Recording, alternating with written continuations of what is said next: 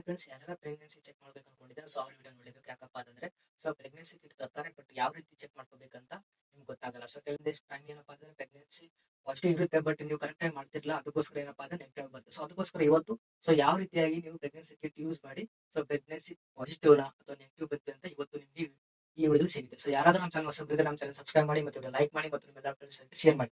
So ಏನಪ್ಪಾ ಅಂತಂದ್ರೆ medical ಅಲ್ಲಿ ಯಾವ್ದು ಬೇಕಾದ್ರೂ ಸಿಗುತ್ತೆ ಕಿಟ್. ಒಂದು 60ರಿಂದ ಒಂದು 100, 70, 80 ಸೊ ಇಷ್ಟವರೆಗೆ ಅಮೌಂಟ್ ಒಂದು ಕಿಟ್ ಸಿಗುತ್ತೆ. ಸೊ ನೋಡ್ಕೋಬಹುದು. ಸೊ ನಿಮ್ಗೆ ಏನಪ್ಪಾ ಅಂತಂದ್ರೆ ಒಂದು ಎಕ್ಸಾಂಪಲ್ ಆಗಿ ತಂದಿದ್ದೀನಿ, ನಾನು ನಿಮ್ಗೋಸ್ಕರ ಒಂದು ವಿಡಿಯೋ ಮಾಡೋಗೋಸ್ಕರ ತಂದಿದ್ದೀನಿ. ಸೊ ಇಲ್ಲಿ ಹಿಂದೆ ಕೂಡ ಏನಪ್ಪಾ ಅಂತಂದ್ರೆ ಒಂದು ತೋರಿಸಿರ್ತಾರೆ ಯಾವ ತರ ನೀವು ಏನಪ್ಪಾ ಅಂತಂದ್ರೆ ಯೂಸ್ ಮಾಡ್ಬೇಕು ಏನಿಲ್ಲ ಅಂತ. ಸೊ ಇಷ್ಟೆಲ್ಲ ಪ್ರತಿಯೊಂದು ಮಾಹಿತಿ ಕೂಡ ಇಲ್ಲಿ ಇರುತ್ತೆ. ಸೊ ಯಾವ ತರ ಒಂದು ಯೂಸ್ ಮಾಡ್ಬೇಕಂತ ಹೇಳಿದ್ದಾರೆ.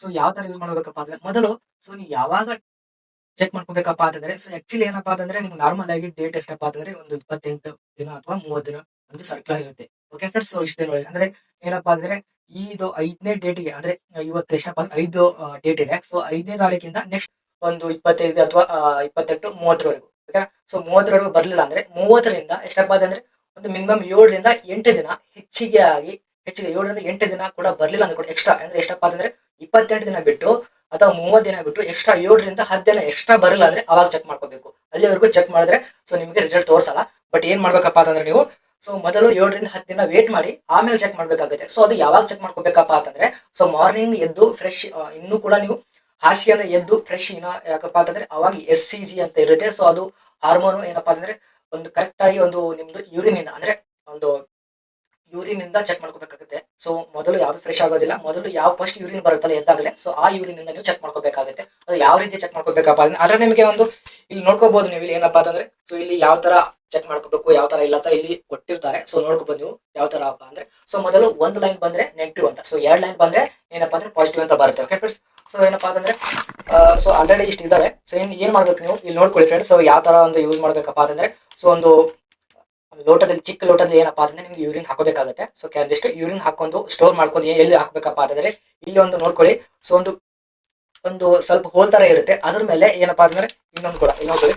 ಇದರಲ್ಲಿ ಯೂರಿನ್ ನೀವು ಹಾಕೊಂಡು ಏನಪ್ಪಾ ಸ್ಟೋರ್ ಮಾಡ್ಕೊಂಡು ನೆಕ್ಸ್ಟ್ ಏನ್ ಮಾಡ್ಬೇಕು ನೀವು ಒಂದು ಇದರ ಒಳಗಡೆ ಇದಿರುತ್ತೆ. ಏನಿರುತ್ತೆ ಅಂದ್ರೆ ಒಂದು ಏನಾದ್ರು ಯೂರಿನ್ ತಗೊಳಕಂತ ಒಂದು ಇದು ಇರುತ್ತೆ. ಆ ವಸ್ತುವಿನ ಏನಪ್ಪಾ ಅಂತಂದ್ರೆ ಎಲ್ಲಿ ಹಾಕ್ಬೇಕಪ್ಪ ಅಂತಂದ್ರೆ ಇಲ್ಲಿ ಒಂದು ರೌಂಡ್ ಶೇಪ್ ಇರುತ್ತೆ. ಆ ರೌಂಡ್ ಶೇಪ್ ಅಲ್ಲಿ ಎಷ್ಟು ಹಾಕ್ಬೇಕು 2ರಿಂದ ಅಷ್ಟು ಇಲ್ಲಿ ಹಾಕಿರ್ತಾರೆ. ಎಷ್ಟಪ್ಪ ಅಂದ್ರೆ 2ರಿಂದ 3 ಡ್ರಾಪ್ಸ್ ನೀವು ಹಾಕ್ಬೇಕಾಗುತ್ತೆ. 3 ಅಥವಾ 4 ಡ್ರಾಪ್ಸ್ ಹಾಕೊಳ್ಳಿ. ಹಾಕಿದ ತಕ್ಷಣ ಏನಪ್ಪಾ ಅಂತಂದ್ರೆ ಎಲ್ಲಿ ಹಾಕ್ಬೇಕು, ಎಲ್ಲಿ ಹೋಲ್ ಇರುತ್ತೆ ಅಲ್ಲಿ ಹಾಕ್ಬೇಕಾಗತ್ತೆ. ಇಲ್ಲಿ ನೋಡ್ಕೊಳ್ಳಿ. ಸೊ ಇಲ್ಲಿ ನೋಡ್ಬೋದು, ಫೋಟೋ ತೋರಿಸ್ತೇನೆ ನಿಮಗೆ.